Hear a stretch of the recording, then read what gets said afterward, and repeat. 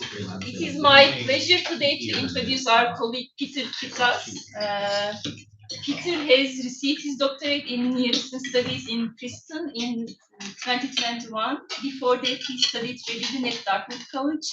He taught English and environmental education as a Peace Corps volunteer in Morocco. And he received an MA in Middle Eastern and North African Studies from the University of Michigan. Peter's work has been published in the Journal of North African Studies, Encyclopedia of Islam, Mediterranean Studies Journal, and most recently he published in the Journal of Early Modern History. Peter is currently working on his first monograph project, about which he is going to be presenting today, Islamic Diplomacies in a Connected Mediterranean, which investigates the conceptual frameworks, terminologies, and practices of Moroccan and Ottoman diplomats throughout the 18th century Mediterranean. In addition to research and teaching, Peter has been an active member of the Mediterranean Seminar, and he has served as editor for the Spain-North Africa project. For the online bulletin, which uses story maps and other digital media to promote public-facing adaptations of scholarly research. So without further ado, I give you Peter Kitras. Thank you. Introduction. Is the PowerPoint up on the slide? Oh, I think the writer is doing it now. Perfect. All right, there we go. So thank you to everyone for being here, and for the folks at the Humanities Research Fellowship, especially Alex and Raya, for organizing these seminars. My wonderful colleagues have really set the bar very high for these presentations, so I'm humbled to follow in their footsteps. But following their lead, I'm going to take the chance today to talk to you all about my current book project, Islamic Diplomacies in a Connected Mediterranean. And like most historians, I'm going to start with a very, very short story. So in the late 1770s or early 1780s, the Viennese language boy, Franz von Dombey, produced a manuscript containing a collection of friendship letters, or letters written between friends, as he glosses here in the Ottoman, and about a list of 200 greetings in Ottoman Turkish. Put simply, these letters and list of greetings seem to be a means to help other Habsburg translators, tarjumans or dragumans, as well as diplomatic agents, write to their Ottoman counterparts. But there was something about them, and I ran across these fairly early on in my research, that stood out to me. The letters, despite being in a different language, resembled those of Moroccan diplomats from around the same time that I had just been looking at an archival trip in Rabat. The sense of closeness, affinity, and personal relations portrayed in both sets of letters was striking in its linguistic and effective similarities. With both sets of documents, however, I was really left wondering what to do. How do I read these letters? What does kind of the invocation and affectation of friendship and other terms mean in these cases? So I went back and I was kind of left rather unsatisfied with the answers I found in current scholarship. And I thus began kind of the long journey to better understand the intellectual and cultural environment of these letters, and that being 18th century Moroccan and Ottoman diplomacy. Broadly speaking, then, this is a comparative project that examines 18th century Muslim diplomats from the ʿAlawī Kingdom of Morocco and the Ottoman Empire. The goal is to better understand how these Muslim diplomats position themselves both at home in their own intellectual circles as well as abroad. The project then follows their attempts to assert local authority in their own respective courts while simultaneously asserting themselves as central actors in a broader sphere of Mediterranean diplomacy. Thinking about this dual impetus for action, it is important to begin then with a note about who these diplomats were. They were not necessarily noblemen nor professional statesmen, though some of them fall into these categories. But instead, the kind of most common denominator for both the Moroccan and Ottoman contexts is that these diplomats came from a class of scribes, katib the plural or kutab, katib the singular, kutab the plural, within bureaucracies where foreign affairs had gained a renewed importance. For instance, the 18th century Moroccan Sultan Sidi Mohammed bin Abdullah sanctioned a foreign policy heavily dependent on opening Moroccan ports. The Kutab then attached to this scribal class were charged with carrying out the administrative work of drawing up treaties and negotiating on a regular basis with their foreign counterparts, both in Morocco and abroad, all the while asserting themselves as critical protectors and administrators of sultanic policy. Likewise, in the Ottoman Empire, internal and external claims for authority revolved around the office of the Ra'isul Kutabluk. The position's rise to prominence as a center for diplomacy is a key feature of 18th century imperial developments. In both the Moroccan and Ottoman cases, then, we have a very good understanding of the timeline of events and the political history of these diplomatic engagements. And that's kind of the very background of what I'm looking at, but not the focus of the study. What is the focus is the intellectual and cultural views of the Kutab, who were tasked with carrying out these diplomatic activities, which has really remained much less explored. So as such, this is a study that seeks to add an intellectual and cultural context to our understanding of non-European diplomacy. And here's another classic academic move, the book slide. So here I'm placing my work within these fantastic works that deal with Islamic intellectual history in the 18th, 17th, and 18th centuries, as well as diplomatic history in the Mediterranean. But what I found is that the diplomats don't fit necessarily into Delal's argument about intellectual history or even Ruwahid's argument, nor do they really fit into Windler's work on intercultural diplomacy. So here I contend that looking more closely to understanding non-European diplomacy is quite important, and that the intellectual output of these individuals understood through a comparative perspective raises some big questions regarding the role of Islamic thought in what is often considered as a secularizing international sphere. For instance, one big question we could ask is it even possible to talk about the category of Islamic diplomacy during the 18th century? And I would say that it is, and it's kind of a useful heuristic. And so if so, what ways then do Moroccan and Ottoman diplomats emerge as Muslim thinkers in this period? Taking these questions as a springboard, the project offers an in-depth examination of the various concepts that Moroccan and Ottoman diplomats use to carve out this intellectual space at home and abroad. And what I've found in this research is that there is a vibrant conversation about the practice of diplomacy that's most often inscribed within Islamically inflected terms, concepts, and frameworks. And I think this really urges us to rethink the way we tell the history of modern diplomacy from its Western epistemological basis. The stories of these diplomats help us look beyond the narratives of kind of strict Westernization models through things like permanent embassies, through things like professionalization, standardization, towards more diverse modes of acting diplomatically. And here, this is kind of one of the things that really attaches me to the project, is that the human side of diplomacy emerges. The role of people in these processes, the importance of personal relations, and the knowledge that it is possible to produce in these settings. And so let's dive into a few of the stories that drive the narrative of my book and the structure of my book. I've decided for the rest of the talk to take one example from each section to demonstrate the various angles in which diplomacy is discussed, defined, and grappled with by 18th century Muslim authors. These examples correspond to the three sections of my book, which approaches the conceptualization of Islamic diplomacy through a scaled perspective. So the state, society, and the individual. Each scale then broadly maps onto a different category of source material. So we have chronicles and biographical dictionaries that are more state-centered narratives, travelogues, rihlat and safaretnameh that deal more with the socio-cultural aspects of the diplomat, and then finally the individual who produce letters and munshat, and these kind of speak more towards the day-to-day actual diplomatic interactions. There is, of course, some overlap in between these entanglements, in between these layers.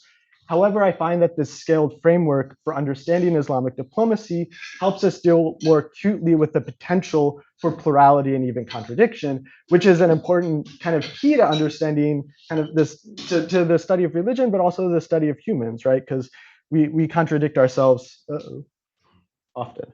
And in any case, it's the impetus for the name Islamic Diplomacies. So the diplomacies refers not just to differences and similarities amongst the Ottoman and Moroccan cases, but different ways that this kind of concept could be used from a state, society, and individual level. So people can position themselves, states can position themselves, and use very different reasonings for these for acting in this way, and for using religion as a basis. So, on to the first section, framing diplomacy, state narratives. So beginning with the widest angle, the first section of my book examines the role that Moroccan and Ottoman diplomats played in more traditional state-based narratives. There are two main categories, as I mentioned before, the chronicles and biographical dictionaries. In both the Moroccan and Ottoman contexts, the individuals writing these texts were usually directly connected to the courts, and often even considered official court historians. And in this way, I use them as a framing device and a jumping off point to get a better sense of the deeper textual contexts that are often employed to talk about and discuss diplomats and their practices from a wider and more formal state-based view. So looking to the Moroccan context for this example, Abu al-Qasim az-Zayani, who, as you can see, lived for quite a long time, looms large in the second half of the 18th century. He was a prolific writer and is one of the best-known Moroccan ʿAlawī court historians, penning several texts throughout his life. Of interest here is the pseudo-autobiographical history Tarjuman al-Kubra, which was written in the late 18th century. The text recounts az-Zayani's 3 trips to the Islamic East. The goal here seems to be to include histories of the places that he visits, with also some of his own impressions, explanations of current political affairs, and detailed accounts of social customs. So it's not a strict chronicle per se, but I'm still putting it into the historical kind of milieu of corpus of texts. And so as part of his job to expand his historical knowledge, he visited the Suleymaniye library and was presented with a copy of Ta'lif al-Ruh, written by the Ottoman historian Kamal ad-Din Pasha. Intrigued by this text, az-Zayani decided to write a summary of it, meet with its author, and dictate his summary to him. And so he goes to the house of Kamal ad-Din Pasha and relates that he had simplified the prose of this text so that anyone who wanted to know about the greatness of Istanbul could access it. However, when az-Zayani goes to Kamal ad-Din Pasha's house, he finds that his fellow Moroccan diplomat at the time, Muhammad ibn Uthman al-Maknasi, had beaten him there. Az-Zayani describes that when he, al-Maknasi, learned of my summary, that it would be composed, and it was not possible for him himself to do it, a great jealousy or hasad wreaked havoc on him, and he wanted to see the text. So with al-Maknasi already at the house of Kamal ad-Din Pasha, az-Zayani had no choice but to proceed and produce the book that he had been holding under his armpit, to the reluctance of the hasad's pride. Opening the text and beginning to recite his summary to Kamal ad-Din Pasha, az-Zayani describes how his compatriot, the hasad, Ibn Uthman al-Maknasi, wanted to humiliate him on account of his grammatical mistakes and omissions. This derision from al-Maknasi clearly rattled az-Zayani, who rebuked his compatriot. What did Ibn al-Qaba al-Hashimi say to Ibn al-Nuhas when he wanted to accuse him of an error in the presence of a large crowd of people? Speak only about that which you know, and do not speak about that which you do not know. This seeming kind of inter-Moroccan rivalry that was going on in the house of Kamal ad-Din Pasha sparked then az-Zayani to go into a long and detailed history about the proper code of conduct for his diplomatic companion. Az-Zayani elaborates on several historical and literary examples of hasad, narrating a history of the concept that weaves together the literary, religious, political, and diplomatic. Az-Zayani even includes his Ottoman interlocutors in this history, relating how through the course of this conversation or majlis, they offered stories from al-Hariri's Maqamat, as well as a hadith that warns that jealousy amongst the ulama is implanted just like hatred is sown amongst neighbors. Zayani continues and kind of finds the meat of this story by positioning it within a local Moroccan context, interjecting examples from rather recent Moroccan history. For instance, he relates a story about the Moroccan traveler and poet Abu Salim al-Ayashi, who declared that there still remain non-human and human devils who harbor resentment toward the desired people. But may God make victorious his pious worshippers by the demands of his promise. For it is a duty incumbent upon us to help the believers, and as such he rescues them from the snare of the devils and protects them from their evil by his guard. Azayani continues then with a story of the famous Moroccan Sufi, Abu Ali al-Yusi, who died in 1691, then cites a story of Ibn Tumart, the founder of the Almohad dynasty. He culminates this section with a story about one of the most famous Moroccan North African historians of the 17th century, Ahmed al-Maqri. Azayani weaves a tale of this polymath who, when at a book market in Egypt, found a tafsir. He opened up the tafsir, memorized a passage from it, and then attended a majlis later that night, where a specific legal case was being discussed. Al-Maqri uses that passage from the tafsir to kind of make a point during this discussion to the disbelief of all the fuqaha and ulama that were there. And they end up having to go get the book and kind of compare what Al-Maqri said to the actual text to realize that what he was saying was correct. So they were jealous of his ability to do this memorization so quickly. But important kind of in this story is that all of these kind of these tales and references are piled on by Azayani in a very kind of not haphazard, but in a way where you have to kind of understand the stories themselves before reading Azayani's texts. And he roots this account then in this diplomatic interaction within a context inflected by an Islamic history and more specifically Muslims in North Africa. He also gestures toward a common understanding amongst Moroccans and Ottomans through the language used to describe proper interaction. This is emphasized at the very end when Azayani returns to the Ottoman historian Kamal ad-Din Pasha, who declares, "Ya Sheikh," referring to al-Maknasi, kind of ironically, "we would not have achieved these benefits except by your blessing and your causing them to happen." So without al-Maknasi being a hasid, being a jealous one, they wouldn't have been given this kind of rousing history of the concept by a Moroccan historian. Here we have the convergence of historical writing with reflection on diplomatic sensibilities and actions, one that crosses Moroccan and Ottoman contexts, and one that is rooted in a distinct historical tradition framed around Muslim actors enacting these specifically Islamic principles. So this kind of then sets the tone for the next section, which is reflecting diplomacy. And here we have the genre of travel writing, which I believe is key to understanding the intellectual pursuits of diplomats in both the Moroccan and Ottoman contexts.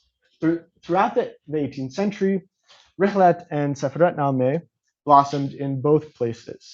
These texts are often considered as primarily as intercultural documents. So that is Ottomans traveling to Europe, Moroccans traveling to Europe, and commenting on the other. And this, of course, has some merit, but I think the intricacies of thought in these texts from a kind of local intellectual environment in either the Moroccan or Ottoman context gets lost when we view it just through the intercultural lens. And so one of the main arguments of this section then is to reconsider the Rihla and Safaratnameh as intellectual diplomatic documents, where Moroccan and Ottoman diplomats could theorize and posit their own views on diplomacy in conversation with this kind of larger discursive tradition. In other words, it seeks to reflect kind of inward rather than outward to inward in a way. And one place in which this commentary of the diplomats is most stressed is when describing, like in Azayani's case, what went wrong during their missions. So in these cases, the diplomats often comment on their own Muslim companions and include these episodes in their Rihla or Safaratnameh. Moreover, these cases occur when diplomats visit both Muslim and non-Muslim courts, suggesting a principle of diplomacy that is not necessarily dependent on confessional designations. So the example here comes from Ibn Uthman al-Maknasi, who was the antagonist of the previous story. And during another one of his missions, so he went on a mission to Spain, he went on a mission to Istanbul, and he went on a mission to Naples and Malta. And we're talking about the Naples and Malta mission here. Al-Maknasi and his companions run into a little bit of trouble. To speak to the importance of these errors, Al-Maknasi attaches a maqamat to the end of his rihla that details the intransigence of his companions. Of note here is the concentration in this one section of the Rihla of Quranic quotations that al-Maknasi uses. And this kind of grounds his commentary, like Aziandi did in a kind of historical context, but here we have more of an Islamic theological and cultural context. The theme here revolves around the concept of concealing testimony and being truthful. More than just noting the implications of these acts of these individuals, al-Maknasi demonstrates that the Moroccan diplomat's ethics demand him to be a reliable and unbiased conveyor of information. Al-Maknasi is open about the purpose for writing this section, titling it The Ending, whose name is Breaking Customs and the Divergence of Those Who Praise Themselves But Are Destitute of Good, by the concealing of testimony of those who praise them, or by the concealing of testimony so they could take frequent bribes. I mean, this is a title that tells the whole story, but I will continue with a little bit more details of the story. Al-Maknasi then tells the tale of his companions, who he caught plotting to skim off the funds being used to ransom the Muslim captives while in Malta. Apparently, they had made the plan to delay in writing their individual testimonies for each ransomed prisoner in the hopes that when they drew up these documents, upon completion of the job, they could pocket any excess money by disguising it within the official ransom papers. So if they sent an X amount of money to Malta to ransom prisoners, and they had enough to ransom each prisoner for 8 dirham, they would write, oh, each prisoner is only 5 dirham and pocket the 3 off of each. That was their plan. Described over several pages, al-Maknasi weaves a tale that oscillates between specific details of these events, as well as broad condemnations of avarice, impropriety, and deception. Through the description, though the description begins rather broadly, it immediately takes on a more religious tone. Al-Maknasi claims that those people who can easily allow themselves to take bribes pretend to be aesthetic, but are the most desirous of all people. They adorn their remarks so that whoever encounters them will be deceived like one is by a mirage. Pages and books can be filled with their falsities and deceptions, but you will not hear a trace in their self-reflection, any reproach or admonition, as if they do not ask for any account from God. For they are those that embrace their baseness in a life that is unsatisfied or unfulfilled. And this is fi aisha ghair mardiya, which is a kind of reflection of a Quranic verse from Surah Al-Qaryah, which reads, he will have a tranquil life. فَهُوَ فَعِيشَةٍ رَضِيَّةٍ. So Al-Maknasi flips this meaning very subtly here to magnify the notion that those who act in this way live in an unsatisfying, unblissful, unfulfilling life in the eyes of God. And this kind of this very subtle allusion might go unnoticed if it's not for kind of the remainder of al-Maknasi's maqamat and story here, which then very much rely on the Quran to kind of cite cite what is proper and how to act in this kind of circumstance. So his companions kind of continue in their lewd behavior, even trying to bring al-Maknasi along for the ride. But the Moroccan diplomat is seemingly not convinced. He continues in his denouncement. Look at you, look at whom you deceive and about whom by your sophistry you prattle. And sophistry here, he uses sophist kind of in the Arabic, is interesting because it deals with diplomatic thought and deception. Certainly your errors and deception are clear, and your taking part in these acts has crossed the line. For you declared permissible the ill-being by the most wretched habitation, and you have awoken against the book of God, retreating away from it. Immediately after this condemnation, al-Maknasi cites 3 verses from the Quran in quick succession. I won't read them now, but you have them up on the board. The tenor of these quotes is to implore that every Muslim then is responsible for providing pure, unadulterated testimony, regardless of the circumstances. Being in a Christian country, working with Christians, or even enemies does not negate this obligation. Al-Maknasi goes into more detail, kind of following this, kind of having a section for each of the 5 individuals that he's talking about, and all the while invoking notions of testimony, justice, and righteousness as integral characteristics of the diplomat, who are kind of lost on these fools. Here, the cross-cultural action then is really not as important as the intellectual and cultural foundations of the act for somebody like al-Maknasi. He's really making a point here to it's a tour de force of what this term means, much like Aziani was doing. And they're meant to refer then to all types of diplomatic interactions, regardless of the circumstances. And this brings us now to practicing diplomacy and letters and individual relations.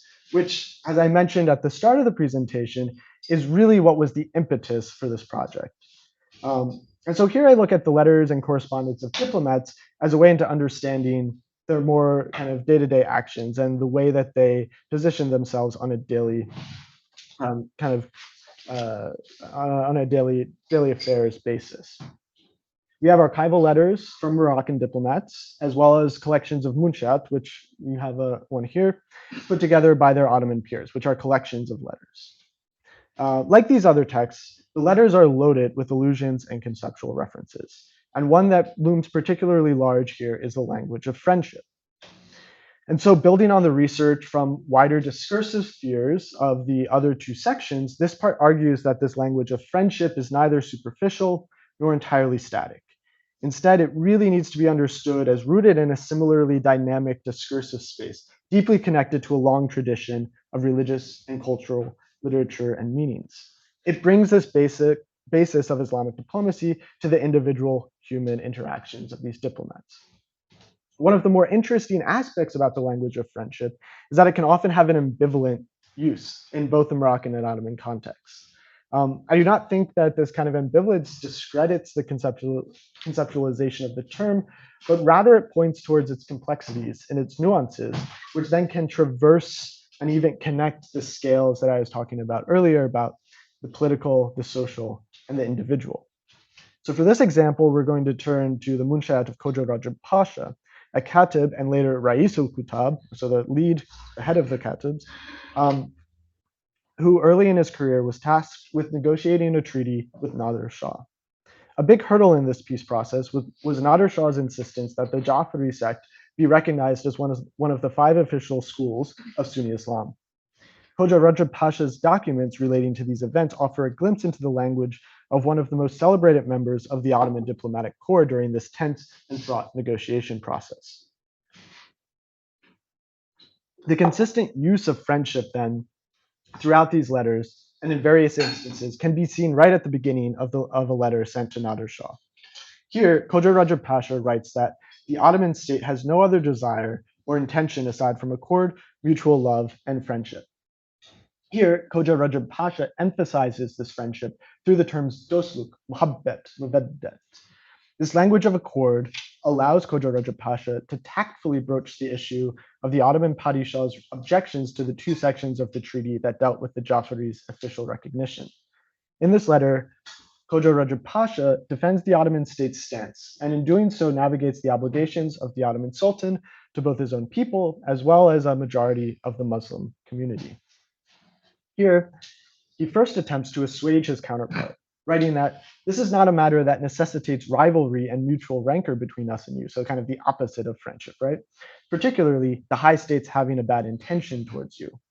Moving on from this kind of conciliatory tone, Khoja Rajab Pasha then defines the Ottoman state's objections to the current affairs, demonstrating the Ottomans' full awareness and thoughtful consideration of the circumstances. He writes that, stemming from the necessity of the glorious state's discernment and safeguarding, we're examining closely the security and protection of our own dominion and people. For Rajab Pasha, it is this careful consideration that indicates the Ottomans' sincere friendship. So they're dealing with them, but they might have disagreements. Nevertheless, according to Rajab Pasha, the Ottomans must weigh their worldly affairs against those of religion. Accordingly, since from the Shah there appears a state of affairs that is incompatible with the universality of Islam, the high state cannot act in a way that is entirely against sincere friendship, nor can it take a sin upon itself. And for Rajab Pasha, this is the ultimate dilemma. How can one act in sincere mutual friendship, but also clear oneself from aiding and abetting in potentially sinful activities?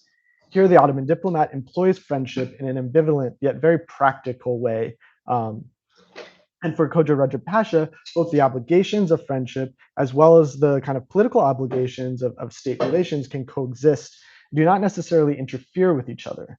In other words, the issue of endearing sincere mutual friendship still has the potential to remain intact despite another obligation to act against the temporally bound actions of the Iranian Shah. On this, Khoja Rajab Pasha concludes that with this pretext, in the occurrence of an observed and admissible act from you, in the act of our defending against any attack, it is necessary and excusable for us to protect ourselves and our dominion. So that seems to be their main reasoning, right? Without any seeming contradictions, however, Khoja Rajab Pasha continues these relations. And friendship here works to sustain the connections when other prerogatives may indicate division and even hostility. And this is a theme that comes up in several Moroccan letters too. Like the themes mentioned above, it serves as a guideline that grounds understandings of diplomatic interactions and connections. And so, moving on to the conclusion. For me, it's these connections and interstitial relations that are key to our understanding the milieu, the intellectual environment of these individuals. And for one like very important reason is that it helps to rebuke some misconceptions that have been made on non-European diplomats during this period. And so this all kind of dates back to kind of a common theme of European travelers and diplomats writing about their stays in Morocco or Istanbul, where they say that Moroccans and Ottomans do not grant them consistent and direct access to the court. Instead, they often force them to interact with and develop personal ties with a wide cadre of individuals. The European disdain for this subjective kind of human interaction is clear and has driven narratives of diplomacy both in the past and in the present, brushing off North African and Ottoman actors as either relics of the past at best or uncouth neophytes in this new diplomatic world at worst. But this kind of characterization is really just a frustration. I read it not understanding the basis of a system of diplomatic interaction. They didn't have the sources, they didn't have, they weren't kind of reading through these texts. One that I hope to have suggested today was both very much alive, but also dynamic and creative.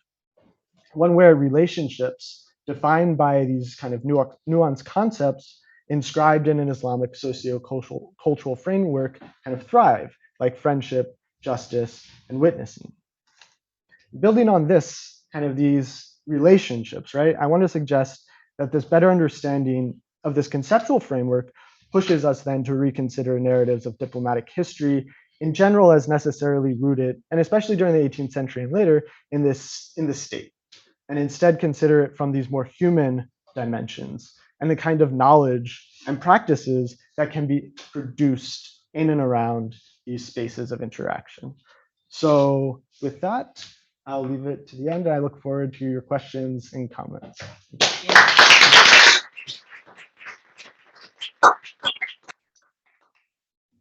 For your presentation, it is truly inspiring and refreshing to listen to research or comparative studies that focus on the early modern Islamic Mediterranean, especially.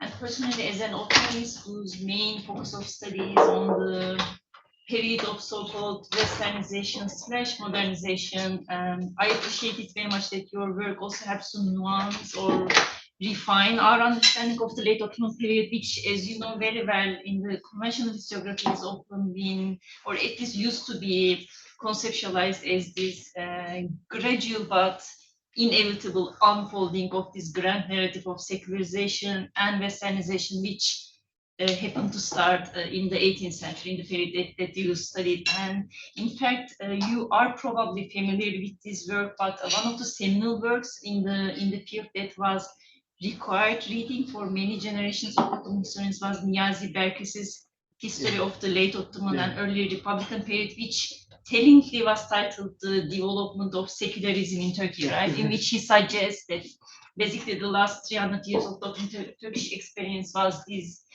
inevitable march towards the emergence of Western-style secular nation state.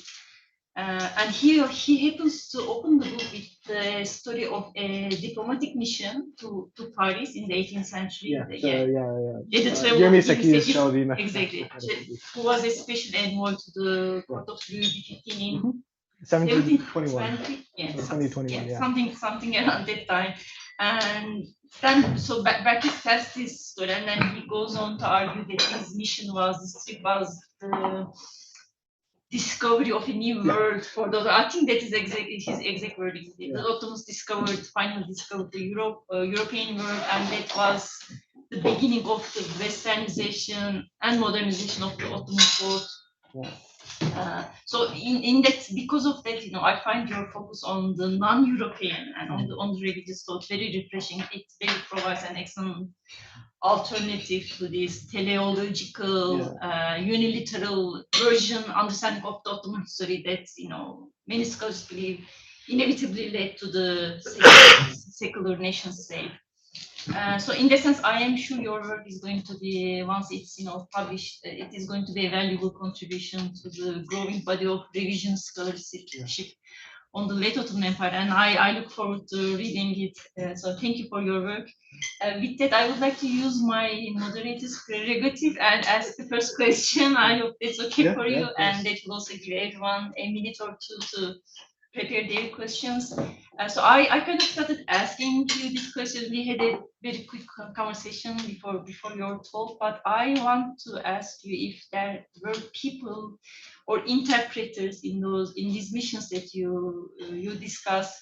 And what I had in mind specifically is were their counterparts of the so-called dragomans, the interpreters who were mostly located in Ottoman Istanbul and who were attached to European legations, who acted as translators and interpreters, who mediated the commercial and diplomatic relations between the Ottoman government and their European counterparts. And we know that these people, their work often went beyond that of their linguistic functions, and some of these people actually ended up being brokers of culture and knowledge between the Ottoman world and the West. And the most famous of which of those people is, I think, Antoine Galland, who arrived in Istanbul in the late 17th century as a dragoman in the French mission legation, and he then goes on to produce the first French edition and French translation of 1001 Nights. And today, sometimes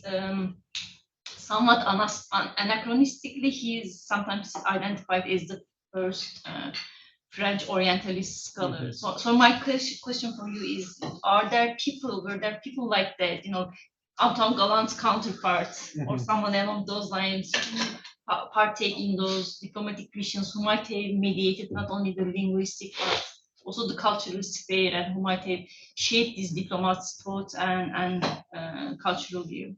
Yeah, so I think there were the problem with kind of the Moroccan and Ottoman cases is that you don't know a whole lot within kind of the Ottoman Safavid or the Ottoman Moroccan or the Moroccan Ottoman kind of diplomatic cases. We don't always know a lot about them. So you see references to, for instance, when the Moroccan Sultan Sidi Mohammed bin Abdullah is gathering a delegation to go to Ottoman Istanbul, there is reference that they've found a Tarjuman to go along with them, because obviously Moroccans don't, not obviously, but the Moroccans do not know Ottoman Turkish. But some Ottoman Turkish, like I think the historian Kamaluddin Pasha did, and kind of the people in this majlis that they were sitting with did know Arabic. So there were, but they found somebody in Morocco to go with them. And attached to the diplomatic mission of somebody like El Meknasi or Ziani that goes to Ottoman Istanbul, you had a cater of kutab, of other scribes. Oftentimes you would have some sort of noble kind of Moroccan, but several times, especially in almost each case, it's these people that get into trouble. And so it's the katib, the scribe, who's kind of reining them in, because they feel that their position is the kind of the nobleman or the person related to the royal family in Morocco feels that their position is not being respected to the way that it should. And so you get situations in Spain where actually even before on a mission, Al-Ghazal gets to Spain with the two cousins of the Sultan. He says, nope, they're not going to lead this mission. They have no idea what they're doing. They're disrespectful. And he sends a letter to the vizier of the Sultan and says, hey, put me in charge. And he does. And this was in 1767. And so after that, there's kind of a move to take away these kind of more formal relationships to the court and put others in charge in the middle. but in terms of translators, yeah, it's hard to tell in these situations. I know they brought them. The Ottomans, when they went to Safavid Iran, would oftentimes appoint, again, a katib in the Ottoman sense generally knew some Persian. So they would appoint somebody that could talk to their counterparts in Iran. And in the Seferetnameh, you'll find, I mean, they were pretty acute in how they described the interactions, and so they'll quote stories, they'll quote interactions, and oftentimes throw in some Persian phrases and be like, "They asked me this in Persian, and I replied, requisitely in Persian."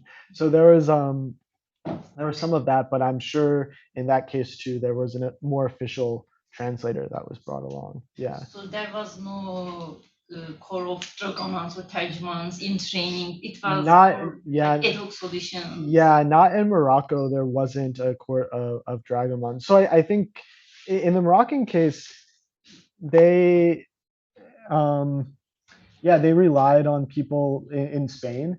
They relied on people in Vienna. But yeah, and eventually you had a large collection of consuls in Tangier in Morocco. And so there are people like Dombay, who I began the presentation with who not only spent time in Ottoman Istanbul, but spent 3 years in Morocco creating a dictionary of Moroccan Arabic. And he was connected to a Moroccan who he had a lot of letters, he sent a lot of letters with, who was just a random, presumably at the start, a random katib from Fez, connected to a fairly good family, but ends up eventually rising through the ranks of kind of the ambassadorial system in Morocco and heading on a mission to Spain.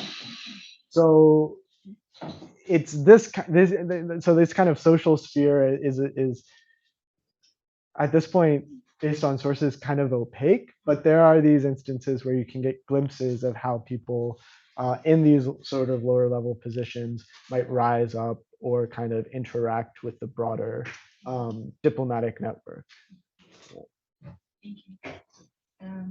Any other questions or comments for Peter? Yes. Thank you so much, Peter. This is really, really fantastic. So perhaps predictably, I'm going to push you a little bit on that thing that you said at the start about this being a sort of an instance of the religious sort of being present here. And so if I'm getting correctly what you're saying, what your source materials really kind of disclose is these diplomats and people in that sphere kind of projecting a certain kind of ethos through these kinds of texts. So they sort of discuss what bearing honest witness looks like, and what friendship looks like, and how again jealousy, and by contrast, is a sort of a destructive force, and so on.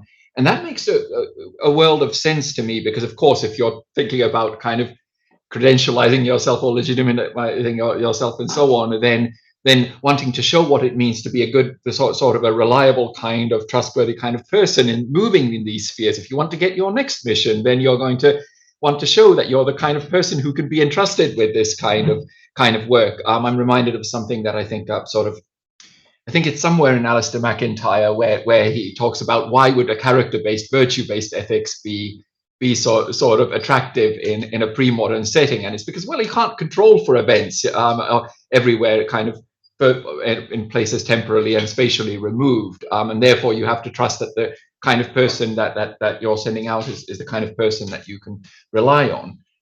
So the example that you had was of jealousy, and this is the sort of the question part. In the first instance, when you were talking about state level actions, there was that sort of you mentioned that there was this whole kind of representation of concepts or analyses of jealousy and people going back to Ibn Dumart. Was that right? Yeah. So I'm interested in, so if these are analysis and kind of concepts of jealousy that are being explained, I'm interested in sort of what you found in terms of then the sort of the accounts of jealousy being given and so on, because I'm thinking about an example that I know the best, which is there's a whole big section on jealousy in Ghazali's Ihya, right? And it's a really interesting mix because you do find references to the Quran and to the prophetic traditions and stories of saints and so on. But then when you kind of scratch the surface a bit, the actual account of what accounts for jealousy as a sort of a human phenomenon, it's all Galenic medicine in the end. It's all about Plato's tripartite soul and all the rest of it. Yeah. So again, of course, the sort of the imaginary there is one where you want to be seen as a sort of a pious and a steadfast Muslim and so on. But the question about what element of this is sort of religious is what I'm really interested in. So how much is the analysis predicated on sort of religious concepts? Yeah, I mean, so I think kind of thinking about the religious as like kind of the religious as theological in that sense. You know, Ziani was likely aware of Ghazali's Ihya, right? But he doesn't cite it in this sense. And his approach is, much more how we would kind of divide disciplines between like philosophy and religious studies and history today. And so the point that I think I'm trying to make is not necessarily it's about kind of Ziani's choice to represent and to try to at least tell a history through these incidents which take place primarily in kind of Islamic locations. So in Majalis, where they're talking about fiqh, in kind of Sufi zawiyas. So he's locating these references within these religious environments, and I think in doing so, framing it as a religious kind of context. So that, and then what is actually religious about it is to me kind of a separate question, right? So I'm not, and of course this is the whole project is about what Muslims, how they positioned and defined themselves in the past, right? And so getting into the question of actual belief is I think kind of hard to do from this vantage point, right? I can't call up a Ziani and be like, so what did you mean by this? But I think, yeah, I want to kind of, it's a really good question because I do think I need to make that distinction about what is religious and what and the broader point of how framing and description and conceptualization can put on that can do so in a way that the historical actor thinks of it as kind of religious in that sense, right? And they find an importance in framing it through those terms.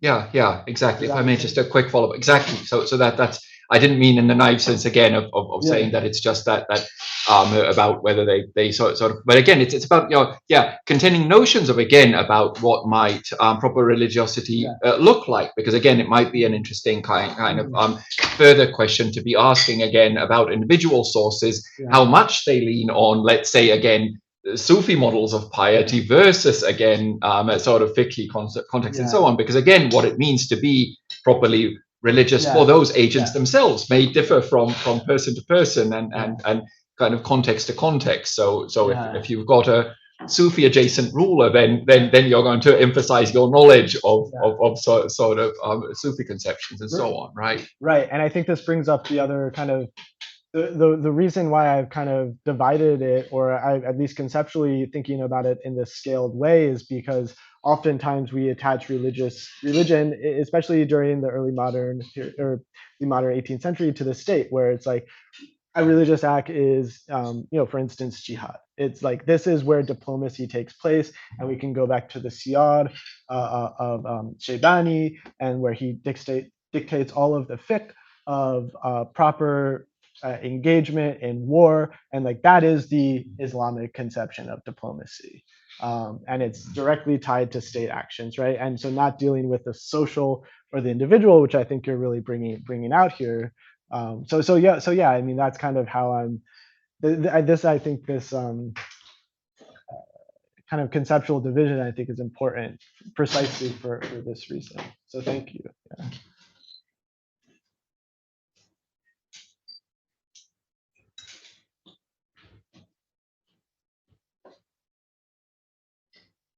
me jump in and ask one question. Is there any indication in the sources of the Ottoman and Moroccan diplomats reading each other's rihla or seyahatname, or being in dialogue with each other in any way, or Other than this kind of scene at Kamaluddin Pasha's house, I've not found. No, they're not writing to each other.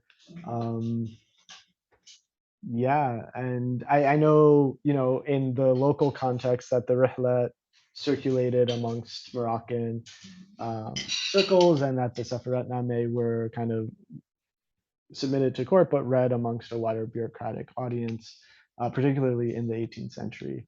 But I don't have any evidence of a Seferatname being sent to Morocco, or vice versa. so there was not necessarily this sense of this is the Islamic diplomacy in this century. No, yeah. idea. No, I mean, I wouldn't want to make that argument that like there was a kind of there's a concerted effort to kind of project one kind of diplomatic ethos during the period. But I think the argument is more about, in this environment where you have increased interactions and you have kind of a growing, really robust international sphere, the ways that diplomats responded to it and the ways that they positioned themselves often drew from kind of similar they found ways to solve the problem of, what do I do in this situation? How do I position myself in this foreign sphere in similar ways? Right. And so I think that is interesting. It's not a direct connection, but I think it speaks towards the kind of ethos, or the environment of the time, and the kind of the broader intellectual vibrancy of the circles. So they are all referring back to this shared Islamic tradition. Yeah, and it's different in each place, but they're working. I mean, so Omni al-Shakri wrote a really kind of interesting review about thinking about trans-historical. This is the 19th century, right? To understand text and understand these individuals and the way that they're thinking about X topic, you have to think about it as kind of a trans-historical engagement with discursive tradition. And so I think that's really, you can't understand these Rihilat or the Seferatname without kind of considering that angle too.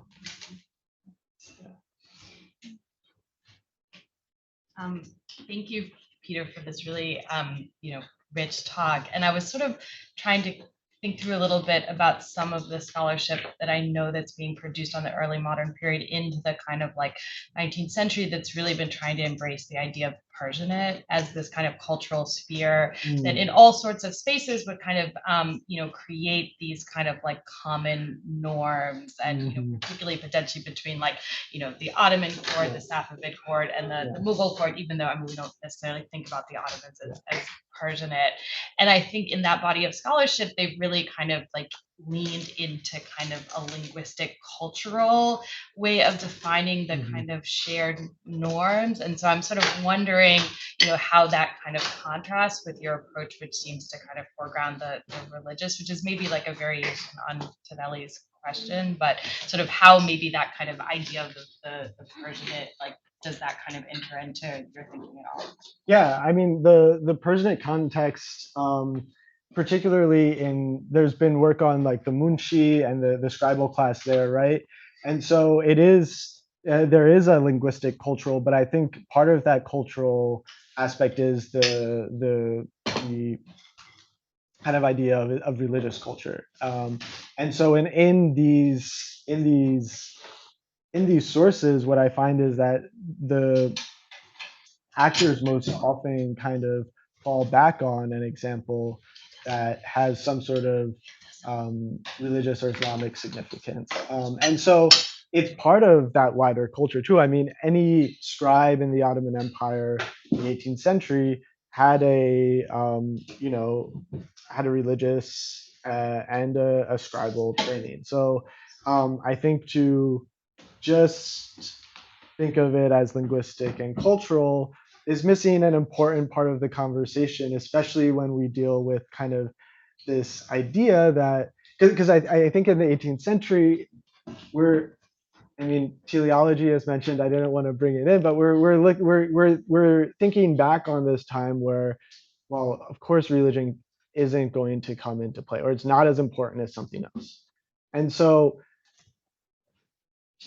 I don't want to deny the kind of variation of importance or the multi-prongness of this. I think it is important, based on the sources and based on all of these things that I'm reading, to give at least some voice to that view. Yeah, because I think it does help us think differently about kind of the epistemological basis of what diplomacy is. And so like it's very easy to map on a linguistic cultural world to a European worldview. They basically, you think of lingua franca, you think of the language of diplomacy as French that really blossoms in the 18th century. That's linguistic cultural.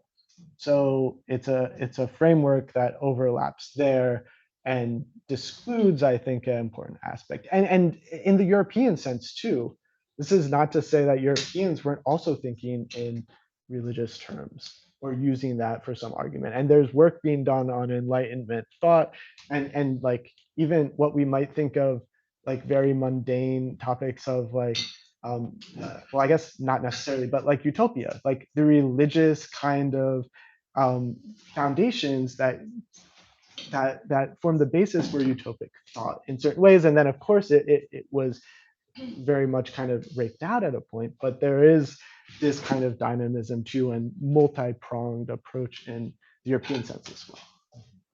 So I think this kind of example helps us to maybe even think about those a different way. Thank you, Peter. This is really great and very original. I have two questions, but these are more requests for clarification, maybe. Yeah. So at the very beginning of your talk, you situated your project in conversation with Ahmed Dalal, Yeah. Islam Without Rules book, and Khalid al-Ruwayhib, Yeah. Islamic 17th century intellectual history. These are two books that establish that, contrary to the widespread argument that 17th and 18th centuries are eras of or periods of intellectual decline and stagnation in the Muslim world, they argue against that. Yeah.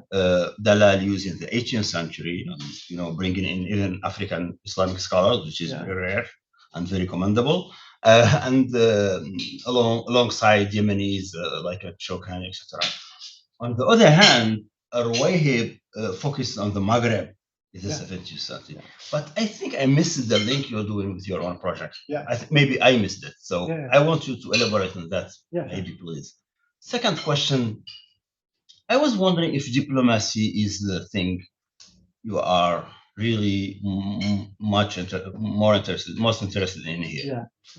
What is diplomacy for you? I mean, because those two books are not about diplomacy. Yeah. Definitely. And the third one you quoted, the French book. Yeah. Looks very interesting. Mm-hmm. So are you thinking of diplomatic thought or diplomatic practice?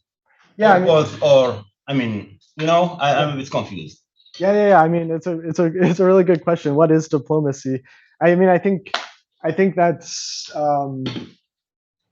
so I'll kind of answer both of the questions together, hopefully synthetically. So I to me, Dalal and al-Ruwayhib are focusing on, like you said, the kind of, and they're arguing against a stagnation of Islamic thought in the period, and as such, Dalal, is even more so saying that it was specifically not dependent on kind of Western modes of thinking, right? And so, but kind of both authors deal, and this gets back to Tonelli's question too, more specifically with religious actors, right? So they're looking at fuqaha, they're looking at Sufis, they're looking at people who we see from our kind of perception as religious individuals. We're speaking specifically to in an Islamic context. And so my kind of provocation is, why can't diplomats also be Muslim thinkers? If we expand the kind of, or thinkers of, adding to the conversation of Islamic thought in the period, and we expand that conversation to them, what can we gain in terms of how we understand what that means in this period to the individual actors? And so that's those two books. The Christian Windler's book on social diplomacy in North Africa is kind of the alternative, who basically talks about the practice and exchange of French diplomats in Tunis, and frames it entirely along the lines of kind of French understandings of what diplomacy is and their reactions to Tunisian diplomats, but there's no kind of there's no other side to that of what are the Tunisians thinking, and how are they framing these interactions, right? And so I'm trying to suggest that maybe we think of these diplomats as Muslim thinkers in this way, and that gives us a better framework for understanding that other side of the story that a lot of great histories have been written about in the Mediterranean. And so, is it diplomacy? I mean, I think diplomacy is a really messy word in the 18th century, because I think it has this baggage of like a very state-centric system that doesn't really get solidified until the Council of Vienna in the 19th century, and even still, then there are several councils after that that kind of seek to set the aims for diplomatic practice and protocol, right? But in the 18th century, and it's stuck then in between that kind of strict codification and then what we have in early modernity, which is like, well, anybody can be a diplomat. And so they often get lost in this narrative. I mean, it's not just the early modern period where anybody can be, I mean, like, yes, other people can be diplomats, but there is a conception in Morocco and certainly the Ottoman Empire of a core of Kitab that are acting and talking to each other and exchanging ideas in these ways. So I think for me, I'm definitely not interested in political histories of diplomacy. So if that's what it is, it's not that. But I am interested in the diplomacy as human interaction, as a metonymy for kind of how we engage with each other, right? Does that answer the second question? Yes. So maybe you're rethinking the use of the diplomacy term in the project? Yeah, I don't know. I don't know. Or you'll have to spend a lot of time defining it, which is okay. I mean, yeah. Another follow-up on this. Can I have a follow-up on this? Yes. Yeah, the follow-up is I'm also struggling with this because I'm studying a guy from the 19th century, and I started looking at his work and polemics mostly now this week. And I realized, even though he has the Islamic knowledge and he was steeped in the religious culture, or if you will, knowledge, his approach and angle on knowledge is, of course, framed in religious terms because there's no other meaningful frame. So what about diplomacy? Can you be a diplomat and claiming not to have any kind of religious justification for discourse, thinking, and practice? Yeah, in the Muslim world, then, like, be secular? Well, I don't know. I don't know. But even grammarians, they think they are serving religion by arguing of a minutiae of morphology. Yeah. So, because of course the reading of the Quran depends on establishing a very good grammar, right? And that even the Hadith. And so, if you are not if you're not sound enough in terms of mastery of Arabic languages and its sciences, you might alter the sacred tradition of the Quran and the Hadith. Mhm. So they don't think as grammarians or technicians of grammar, Mhm. and they all systematically frame this. And they was like, this is not religious because Mhm. I think in the term of today, Yeah. you know, they don't Yeah. didn't have that kind of secular framing or after that. Yeah, I mean, I think the short answer is that there were probably people like that and people not. But Okay. the longer answer, I can point to an example that I didn't use today, which is a biographical dictionary from the Ottoman Empire from the mid 18th century, Okay. called the Safinatul Russa, which Mhm. is written by Ahmed Rasmi Effendi, and it goes through the history of the Ra'isul Kutab, so the chief diplomat in the 18th century, but he always wasn't necessarily involved in foreign affairs. He was just the head of the scribes, right? Uh-huh. And he attaches to this biographical dictionary a treatise called the Kitab il Rusul, like treaty to the messengers. Envoys. Yeah, the envoys, exactly. And this is I think a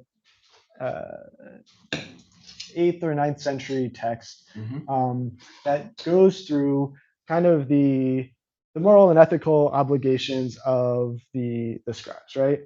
And so in the biographical dictionary, what you can kind of trace is exactly what you're talking about.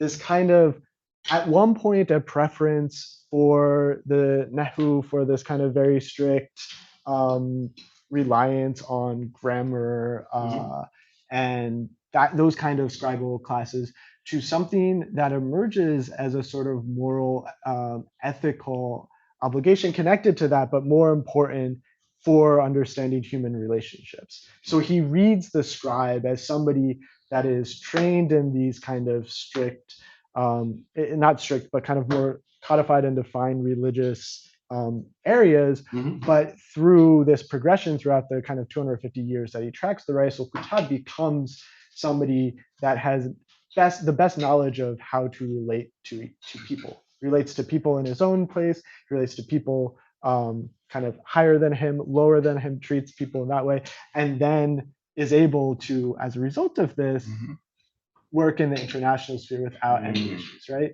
So there is a developmental story I think Ahmed Rasmi Effendi tells in the mid 18th century, kind of precisely relating to like this issue of what is the important knowledge base, what are the important skills, what are the important, yeah, that's a really good question.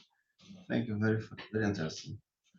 If I may make a quick follow-up comment on that, of course, we know in the Ottoman case that required knowledge base quickly changes in the early 19th century, right? After 1826, with the creation of the tercüme odası or the translation bureau, right? So the main criteria to join to the diplomatic corps or to the foreign office becomes knowledge of European languages, most specifically French. So we do see a quick shift in fact in the 19th century to a more secularized framework or knowledge base as a requirement to join to the corps of diplomats. Also in the 19th century Ottoman context, diplomats were often not, they were like sent on missions to get them away.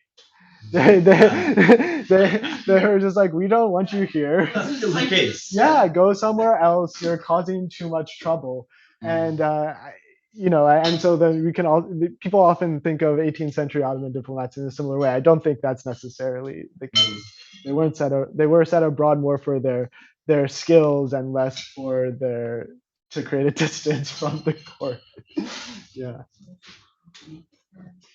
Any other questions, observations, or comments for Peter?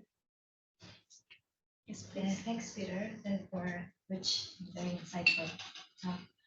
I have a question that might sound, excuse me if it's ignorant, but I was just wondering, like, in terms of your methods, what kind of places and archives you visited, particularly that you're focusing on non-European actors.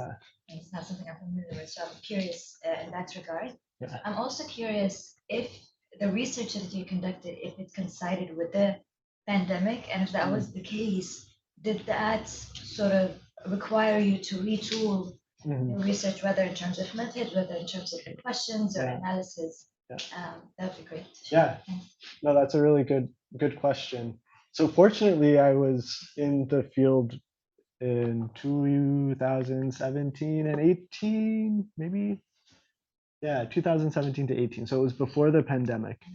But this was, I mean, but your question about archives is really key because I focused my research, and I think I might have to go back and do a little bit more because of this.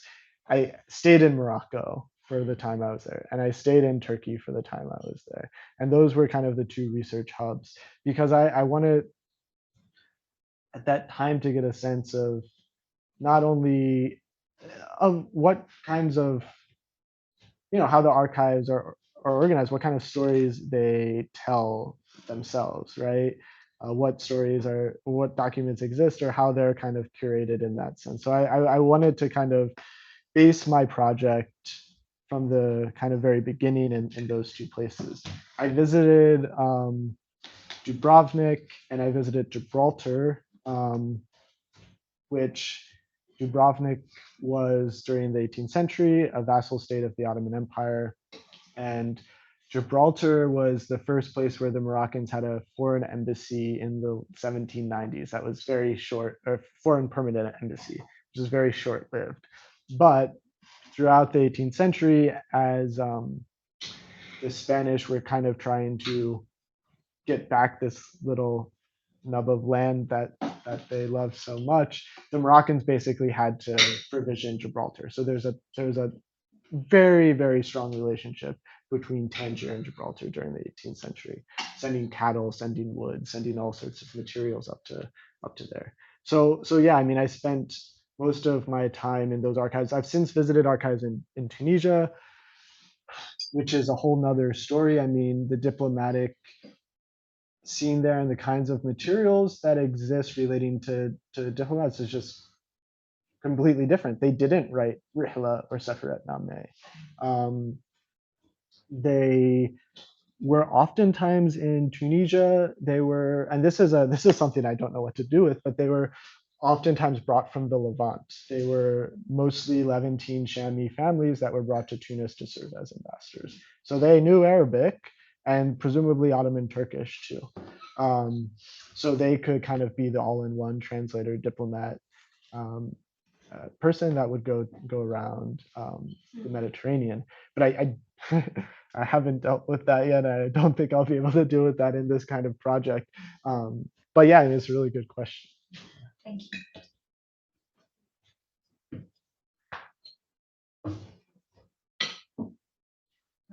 Any more questions? Not, I think this might be actually an excellent point Time to eat. presentation and give you a break and an opportunity to eat. Thank you very much. Thank again you. for Thank the you so excellent much. presentation.